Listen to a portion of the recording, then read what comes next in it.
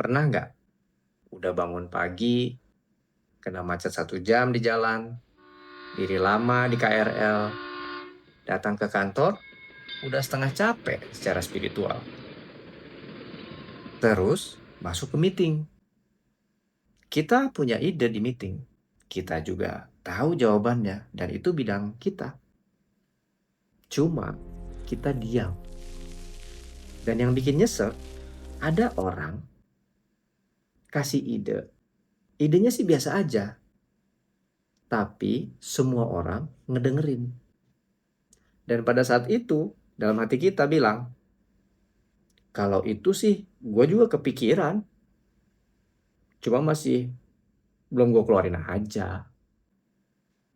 Lucunya, sepanjang perjalanan tadi, kita udah latihan ngomong. Tapi pas masuk meeting, auto silent mode. Kayak sinyal di basement kantor. Sinyalnya ada, tapi nggak kepake. Kenapa bisa begitu? Masalahnya bukan di kemampuan kita, tapi masalahnya ada di kondisi kita saat itu. Secara ilmiah, ini kerja dari bagian otak yang namanya amigdala, yang berfungsi untuk mendeteksi adanya ancaman. Dan buat otak kita, bicara di meeting sama dengan ancaman sosial. Kenapa? Karena otak kita takut.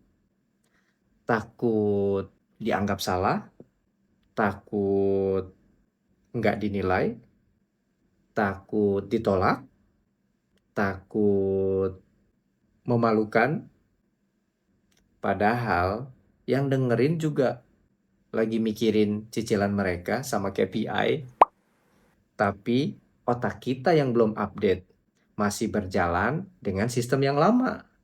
Yang isi skripnya, jangan bikin malu ya. Sekarang kita masuk yang lebih dalam. Masalahnya bukan pada meeting hari ini, tapi masalahnya ada pada pengalaman lama kita. Mungkin dulu kita pernah diketawain, omongan kita dipotong, dianggap salah, dan itu semua tersimpan di bawah sadar kita. Jadi sekarang, sistem kita otomatis bilang, jangan diulangi lagi ya. Kita bukan nggak berani, tapi kita terlalu patuh pada trauma kecil.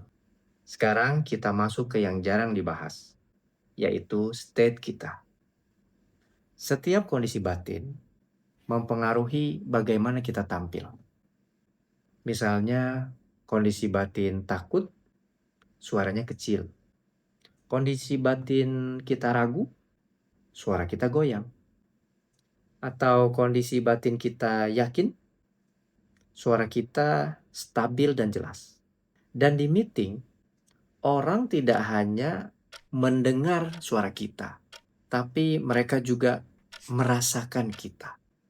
Kadang, bukan ide kita yang ditolak, tapi vibe kita yang belum meyakinkan.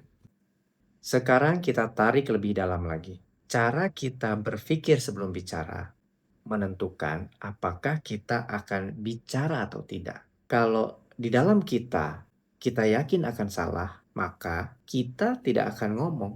Dan pada akhirnya kita benar-benar diam.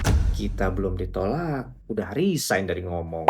Sekarang, coba lihat orang yang sering didengar di meeting.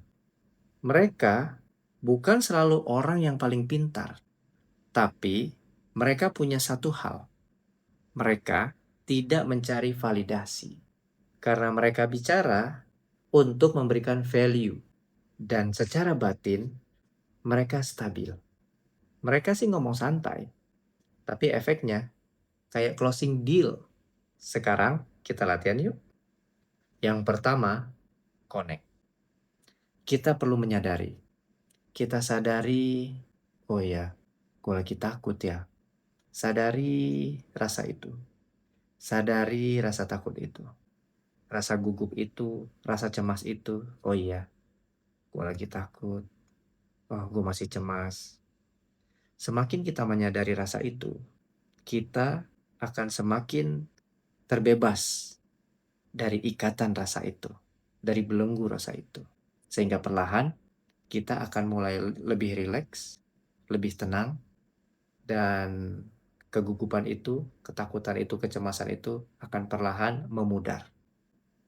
Dan yang kedua, journaling. Tulis sebelum meeting, gue takut apa ya? Orang bakal nilai apa ya?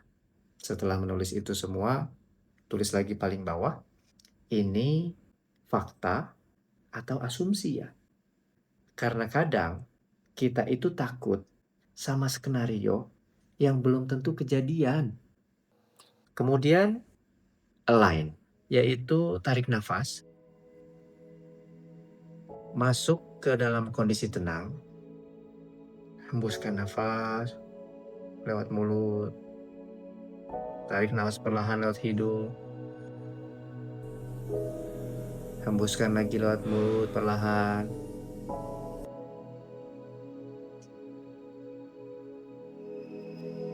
Lakukan beberapa kali sampai kita merasa tenang, dan perlahan percaya diri akan lebih mudah muncul. Dan yang perlu kita lakukan bukan langsung percaya diri, tetapi masuk dulu ke state-nya, masuk dulu ke dalam ketenangan itu, sehingga lebih mudah untuk switching masuk ke dalam level percaya diri. Dan yang terakhir, micro action, yaitu mulailah dari satu kalimat sederhana. Saya mau menambahkan sedikit. Izin mau menambahkan.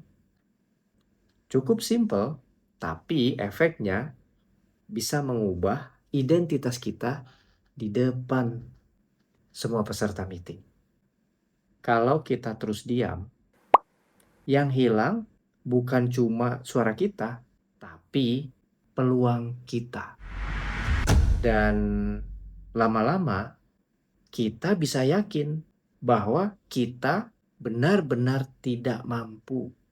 Padahal kita hanya belum mengelola kondisi dalam diri. Karena pada akhirnya yang menentukan bukanlah apa yang kita tahu, tapi bagaimana kita hadir di momen-momen yang penting. Kalau kamu pernah ngerasain ini, tulis komen, gue pernah. Dan kalau kamu mau belajar cara mengelola batin dan energi, subscribe channel ini. Salam sukses. Saya Romi, Energy and Vibration Enthusiast, the founder of the Viral Method.